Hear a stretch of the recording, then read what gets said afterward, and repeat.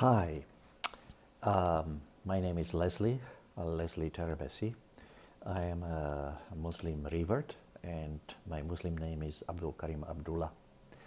I welcome you to this brief video. I am going to try to keep it under 5 minutes because I also don't like to watch long videos. The topic of this video is something about Islam. I have been doing some research in Islamic studies for the last 16 years or so, and I have reached some conclusions which made me believe that a lot of what passes for Islam nowadays is actually not very accurate, and there's a degree of distortion that has taken place. So what I would like to do in this video is to address one of such misconceptions that I noticed quite early on. And this misconception had to do with the quite well-known, but I think misunderstood teaching of abrogation. Now, it seems that quite a few Muslims are convinced that abrogation is a teaching that has to be accepted by Muslims in order for them to remain Muslims. But I think if you undertake a careful reading of the Quran, you will find out that there is very little support for abrogation in the Quran. And in fact, also you will find out, if you do some research, that almost all modern commentators have decisively rejected the doctrine of abrogation as not being consistent with the teaching of the Quran or even with the teaching of the prophetic traditions.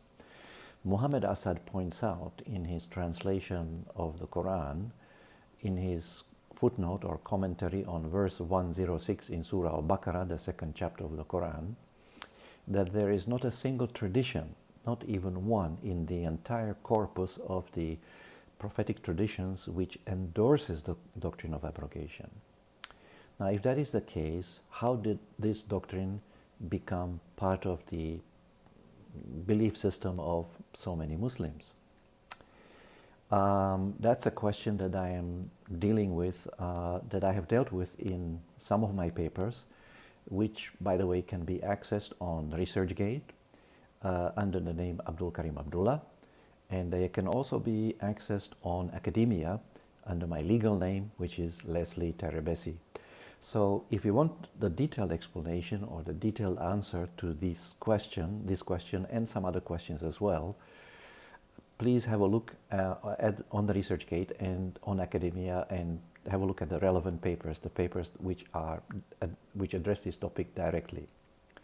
Here I would like to restrict myself to only one type of abrogation, which is the alleged abrogation of the previous revelations, the revelations given to the Jews and the Christians by the Quran. Now, the first time I heard this doctrine of abrogation in this form, that the Quran abrogates the previous revelations, was when I began teaching at an Islamic university some years ago, where my students were assuring me that this is indeed what happened. But I was also reading the Quran at the same time as I was teaching there, and I noticed that what the Quranic message on the issue of abrogation was completely different. So I was getting kind of mixed signals, conflicting messages. The Quran was telling me that actually the Quran is not an abrogation of the previous revelations, but rather a confirmation. Now, there's a huge difference between an abrogation and a confirmation. An abrogation is a cancellation, but a confirmation is basically a kind of endorsement. Yes, that the message of the Quran is fundamentally the same, with some minor differences, as the revelations that came to the people before.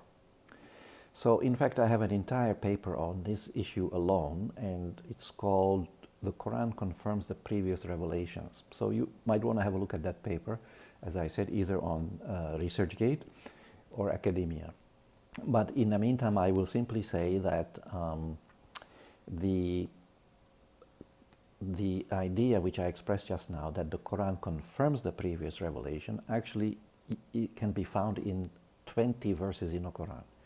In 10 of those verses, the Torah, the Torah and the New Testament, the Old and the New Testament, with the Arabic names Torah and the Injil, are mentioned 10 times in 10 different verses side by side. Both, in each case, in a context of confirmation, not abrogation. So, in the remaining 10 verses out of the 20 simply say that what is with you it actually confirms what came before. So this is the main point I wanted to make in this first presentation. It may be that I will come back to this point at another time if need be. In the meantime, I would just like to conclude by naming some of the modern scholars who have rejected the doctrine of abrogation. And they include Sheikh Muhammad Ghazali of Al-Azhar University, who expressed a very strong opinion against it. They also include Sheikh Muhammad Abdu, Muhammad Asad, Rashid Rida, and also a few other people. So with that, I would like to conclude my presentation because I think I have ran over my limit of 5 minutes. If you have any questions, please write them down in the comments below, and I will hopefully be able to address any of your concerns in another video of this kind. So that's all for now. Thank you very much for listening. Assalamu alaikum wa rahmatullahi wa barakatuh.